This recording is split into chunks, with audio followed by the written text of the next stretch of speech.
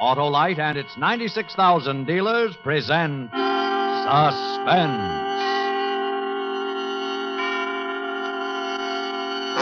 Tonight, Autolite brings you a story of a mind reader who discovers his nightclub act is not a fake. A story we call A Vision of Death, starring Mr. RONALD COLMAN. Before our play begins, here is a word about Autolite from a good friend of ours. Greetings, Sahib Wilcox. Why, it's that amazing, magnificent mystic and great glass globe gazer, Sabu the Swami.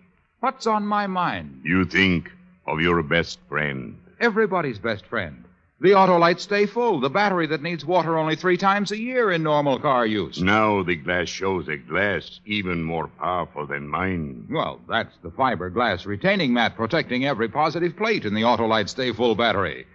They prevent shedding and flaking and give the Stay Full longer life, as proved by tests conducted according to accepted life cycle standards. Now I see many smiling faces. On the thousands of drivers who visit their masterful, merry, and marvelous neighborhood Autolite battery dealers for an Autolite Stay Full, the battery that needs water only 3 times a year in normal car use. Now the crystal ball shows words of wisdom. I know. You're always right with Autolite.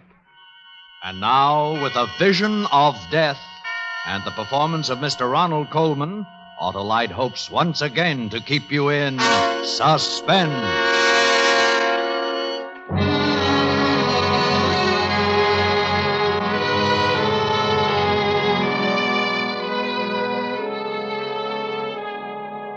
If I speak too rapidly for your stenographer, you'll tell me, won't you, Lieutenant?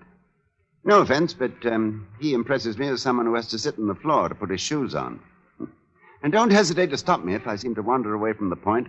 I mean to say this is my first, and I hope, final appearance in a police precinct, and I should hate to give a sloppy performance. We were always known, Arora and I, for the smoothness and gem-like precision of our act. And as for this murder rap, I suppose it's called, is concerned, an acquaintance with our act is the essential rabbit. Awfully good act. Smart, informal, occasionally humorous, and always mystifying. Well, the act always began with music, never with the cliché fanfare of trumpets or roll of drums. I would saunter out to the center of the floor and say something like, "Good evening. You are about to witness an exhibition of mental telepathy. Ladies and gentlemen, may I introduce Arora, my wife." They never failed to give her a hand. What would they applaud? Why, the vision she presented as she came toward me. There has never been anyone as lovely as Arora, the most beautiful flash in the profession. Arora, would you care to tell the audience, or shall I? You tell them, Judd, while I tie the blindfold across my eyes. Ladies and gentlemen, all mind readers employ a gimmick. A gimmick is a trick, a device. For example, when the mind reader, threading his way through the audience, says to the mind reader sitting blindfolded on the stage, "A lady has given me a small object which I now hold in my hand. What is it?" And the mind reader sitting blindfolded replies, "A silver coin." The answer has not come through mind reading. No, it has come through the gimmick, a cue or signal communicated through the very question itself. But we don't do that. We do not. You will notice, ladies and gentlemen, that I never speak to Arora at all. Are you ready, Rory? Ready, Judd? Here we go, then. You, sir. You have something? Good. Concentrate upon it, like a good chap. The gentleman holds a And coin you, madam? in his hand. It is a Mexican peso bearing the date 1892. That's very clever of you, madam. I'll be surprised if she gets this one. The lady holds in how her about hand you, young man? her other hand.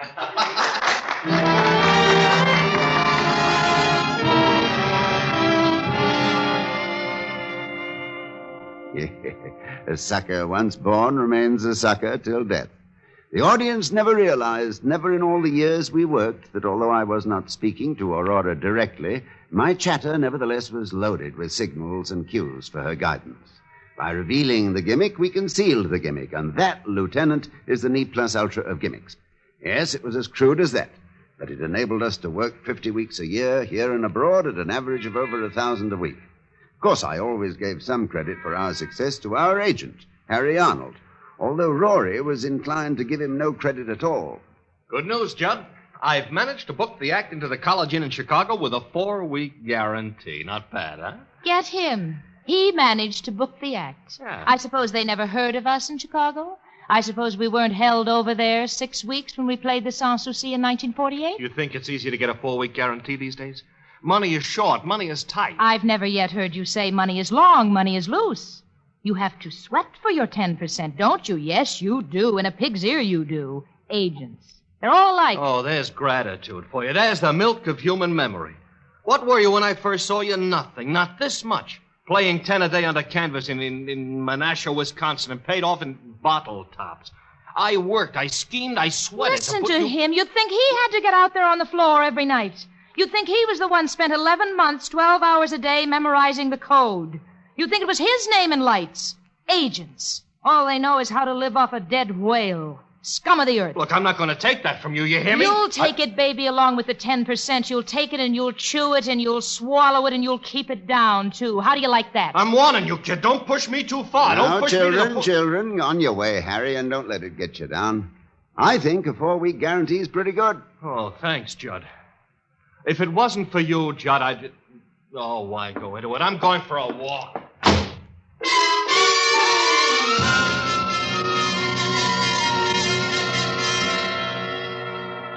But aside from these altercations between Rory and Harry, it was smooth sailing. We wore the best, ate the best, drank the best, stayed at the finest hotels. And every Saturday night after the performance, Harry would bring us our salary. He'd bring it in cash. 1,000, 1,250, 1,500. I have the old performer's distrust of checks. Been given too many with a high latex content. Anyway, life couldn't have been more placid. And then one evening, about 5 weeks ago, soon after we opened at the Grove here in town, a frightening thing occurred. We'd just begun the act, and I was out in the audience. You will notice, ladies and gentlemen, that I never speak to Aurora at all. Are you ready, Rory? Ready, Judd. Here we go, then. Now, you, madam. The lady holds in her hand a compact. It is platinum and bears her initials R.C. You, sir. The gentleman is holding an engagement ring. In it are 3 small diamonds. Miss, The miss, young have lady, you... the young lady is holding... It's a small cameo brooch and... Rory! Quick, Maurice, music! I picked Rory up from the floor and hurried with her to our dressing room, almost beside myself with anxiety. I placed her on the couch, dampened a towel, and put it on her forehead and began to chafe her wrists. Rory, honey, Rory. Judd, what happened? I was in the bar. Do you want me to get a doctor? No, I don't know. Get out. Leave us alone. Get out, Harry, get out. Judd? I'm here, Rory. Are you all right? Well, I guess so. I don't know what happened. Oh, you fainted away. Try to remember what happened. Oh, I felt funny. I don't remember. No, try, Rory, try. Try to remember. It's important. I can't. Why is it important? Oh, you don't know? Rory, you don't know? You were calling out the answers before I even had a chance to give you the cue.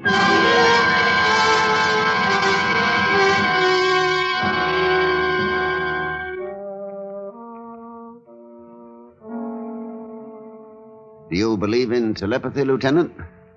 I don't mean the sort of thing Rory and I usually did. I mean real telepathy. I never did either until that night. I don't mind telling you I was badly shaken. I mean, after all, I knew we'd been using a gimmick, and suddenly it began to happen without the gimmick. It scared us to death. We didn't know what we were getting into. But we went on with the act, and in my mind, I began to search about for the answer. I found it, of course. You'll find a gimmick in almost everything if you look hard enough. I've got it, Rory. We've worked together so long that you know what I'm going to say before I say it.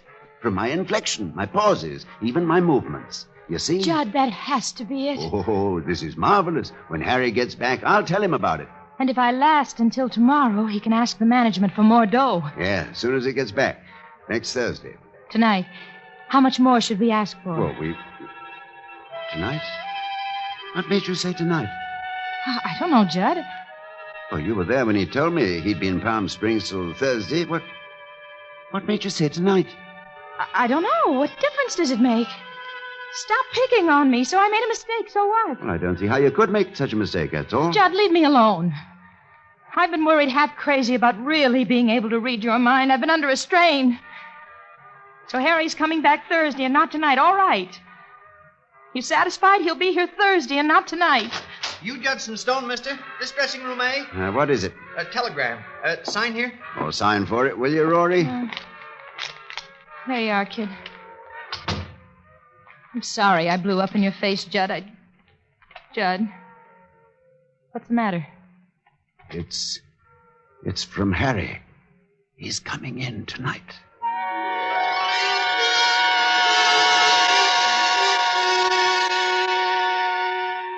And he did, too, Lieutenant. Rory was so upset by it, she couldn't go on at all that evening. She had no explanation for how she knew, none whatsoever. I don't know, Judd. I just don't know. My mind seems to go blank, and I seem to hear a voice whisper in my ear, and Harry Arnold will be with you tonight. That's all. When we got to our suite at the hotel, Harry was there waiting for us. What happened? What happened? You both look like ghosts. Oh, Harry, I'll tell you some other time. Leave us alone, will you? All right, I'm going. Just came back to wish you a happy birthday and to give you this. Birthday? Oh, yeah. Thanks, Harry, thanks. What is it? Well, open it, why don't you? It's a bathrobe. A red silk bathrobe with your initials. That's right. It's a... How does she know? How do you know? Get out of here. Get out of here! Judd, make him get out of Look, here! I won't be talked to like that. I don't care who she is. I won't be talked to Harry, like shut that. up! For heaven's sake, shut up and go away. What? Leave us alone. What? Go, get out, get out! You too, Judd? She's got you talking against me, too, huh? All right, I'm going. But from here on in, it's strictly business between us. I wash my hands.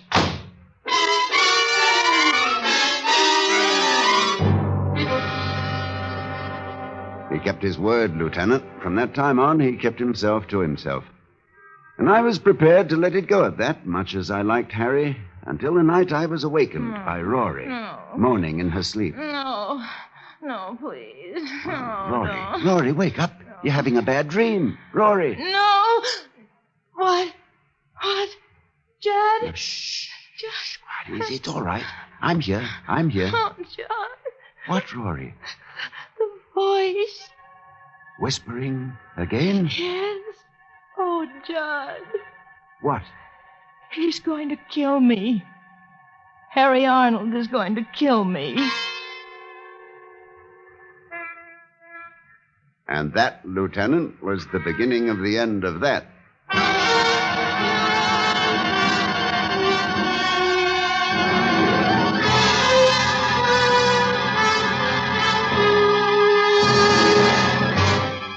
Autolite is bringing you Mr. Ronald Coleman with Cathy Lewis in A Vision of Death.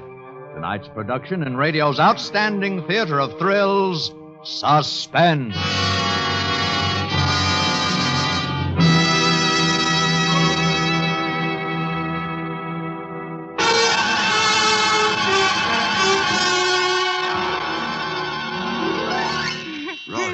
Rory, get a grip on yourself. He's going to kill me. Harry is going to kill me. Don't be ridiculous. Stop it now. It was just a bad dream. Harry is going to kill me. Will you stop that? Will you stop saying Judd, that? hold me. I'm frightened. Harry is going to kill me. Now, you've had a bad dream, I tell you. He hates me. He hates me, Judd. Judd, Harry is going to kill me.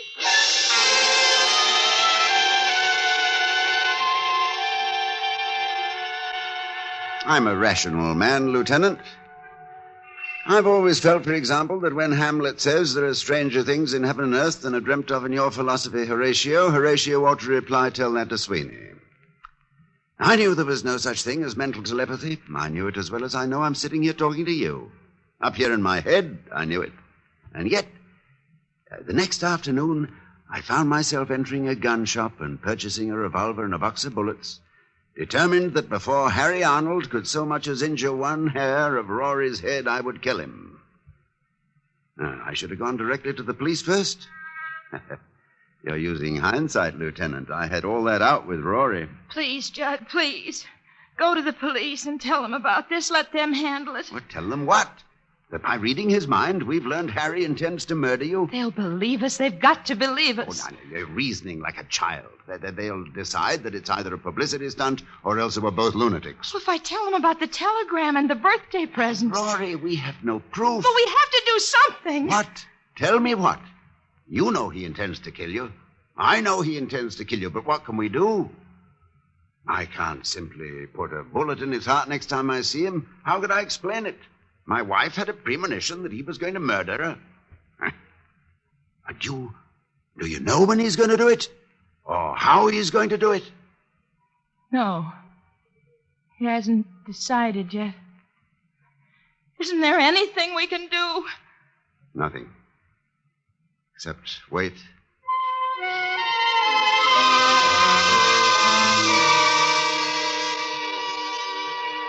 I reacted to the waiting as you might expect, Lieutenant. Sleeplessness, loss of appetite, growing irritability. I flared up at everyone. Waiters, chambermaids, elevator boys, the manager of the club. The manager of the club, yes. He finally said to me... Stone, what the devil's gotten into you? I'd really like to know. None of your business. Well, I'm only trying to be nice. Oh, shut up and let me alone. Yeah, sure, I'll let you alone. I'd let you alone right now if your contract didn't have another week to run. But after that, I'll let you strictly alone. You'll never work this club again. Maniac.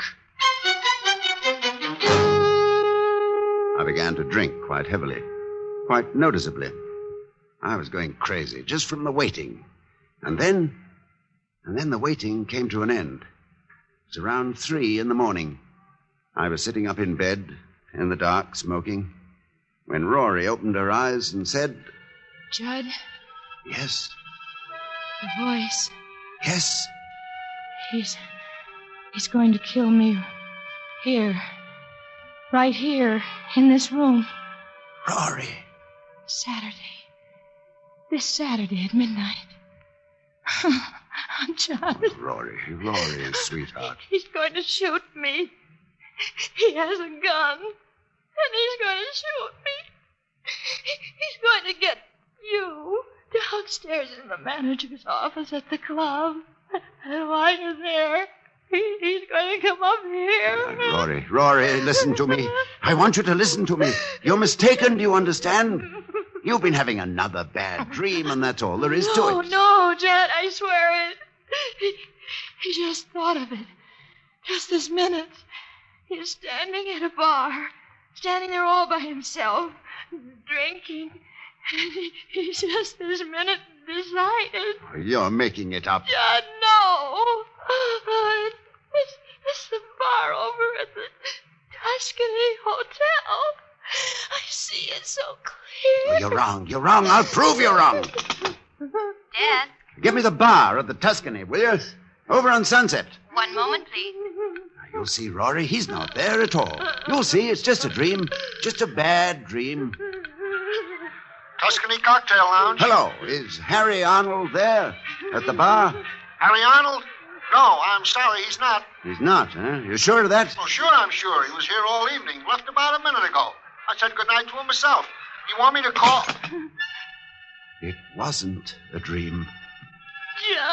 John. No, Rory. Don't worry. Trust me. When Harry comes tomorrow night, you won't be here at all. But I will.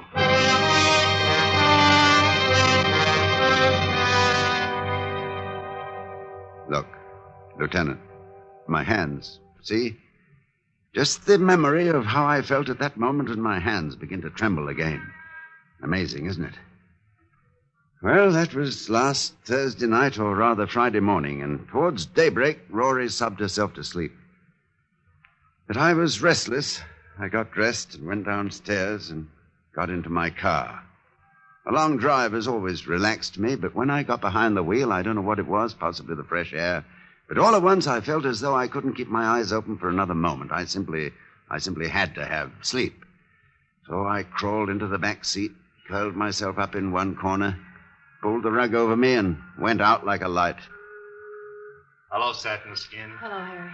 I was awakened Don't around smile at noon me, by you the sound idiot. of voices. You may see us. Look businesslike. Where is he? I don't know. Since he hasn't got the car, he must be out walking. Don't you have some papers or something I could be examining just to make it look good in A case? pocket full here. All right. He fall for it last night? Just like he fell for all the rest of it. Red bathrobe, the plants in the audience. He even phoned the bar just after you left. Timed it beautifully. Oh, Satin Skin. I can hardly keep away from you. After tomorrow night, we'll have all the time in the world for each other, Harry. You bought the whole story, huh? Midnight tomorrow, your place? Every word of it. Just do what you have to do. Remember to come to the dressing room before the 8 o'clock show and tell him you've set up a meeting with Stamper, the manager, in his office at 12. I want them to shake hands and be friends again, I'll tell And them. don't forget, when you come to the door at midnight, keep talking to the elevator boy. Don't let him go, whatever you do. You'll want him to testify it was self-defense. Don't worry, I won't forget a thing. You'll handle all the rest of it? Yeah, just leave it to me. No, I mean about his gun. That's pretty important, you know. Don't worry. It will misfire.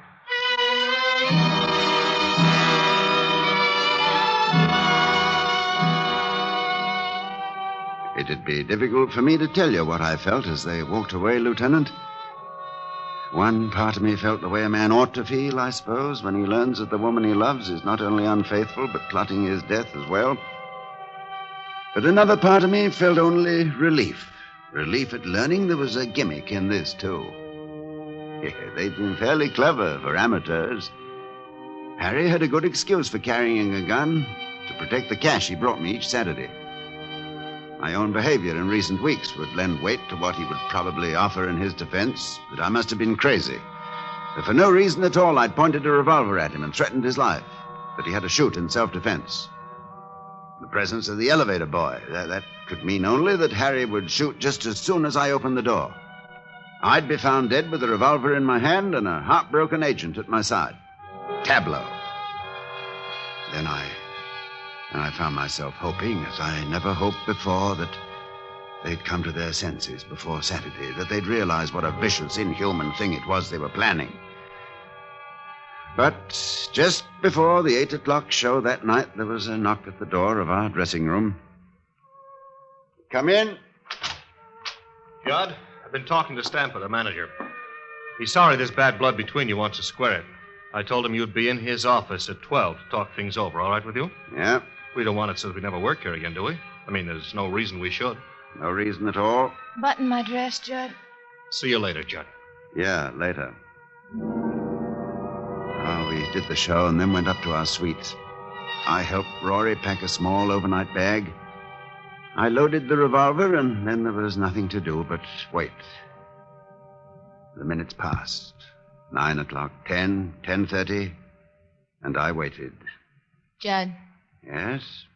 I don't want you to go. It's best that you do. Doesn't seem right to leave you here alone. Things might not go as I planned. I might not be able to stop him. And if I fail to stop him... No, it's best that you go. Just wait at the motel until you hear from me. What time is it? Almost 11. 2 minutes of 11. I'm out of cigarettes. Desk. This is Mr. Stone in 1101. Please send up a carton of players, will you? Right away, Mr. Stone. I want you to go now, Rory. Judd, let me call the police, please. It will be useless. We've gone into it, and it'll be useless. Then come with me. He won't find anybody here. Well, then he'd choose another place, another time. Here's your valise You have your gun. in my pocket. You won't take any chances. I don't know what I'd do if you were hurt or anything. I won't take any chances. Let me help you on with your coat. Oh, Judd, I love you so. Yes, I know. And I love you, Rory. I really do, you know. Ready? Yes. 11 o'clock. He'll be here in an hour. Go now, Rory. Kiss me goodbye. Judd. The cigarettes. Get them, will you, darling, while I find change?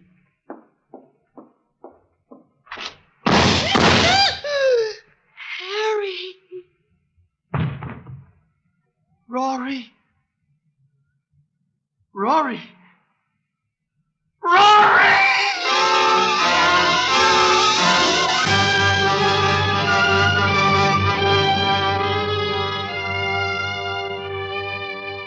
I shall always remember the look on Harry's face, Lieutenant, as she sank to the floor. They'd concocted a bad dream between them, and it had come true. I'll bet he still doesn't know how it happened, and if you pass his cell, Lieutenant, you might tell him. Whisper the word gimmick into his ear. That's what I said, gimmick. I gimmicked the clock while Rory was dressing. Set it back a full hour. It was 11 to her, but 12 to him. I adore gimmicks. Don't you?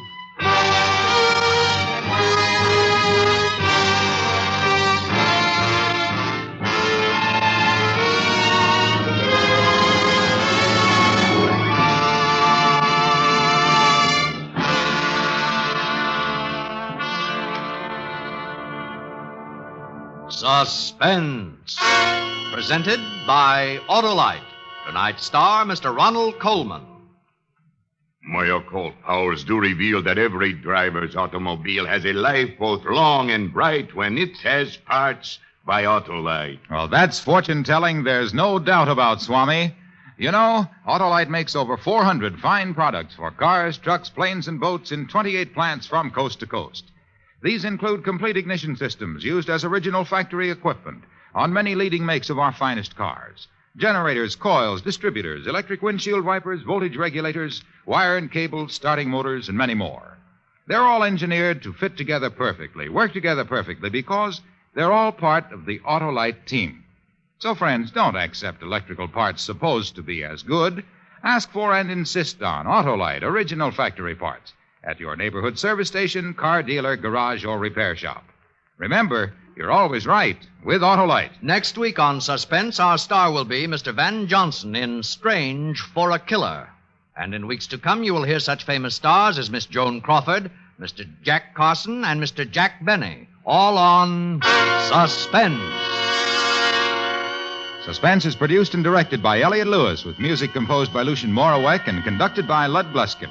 In tonight's play, Cathy Lewis was heard as Arora and Larry Dobkin as Harry. Others in the cast were Florida Edwards, Joseph Kearns, and Charles Calvert. A Vision of Death was written by Jerry Hausner and adapted for Suspense by Walter Newman.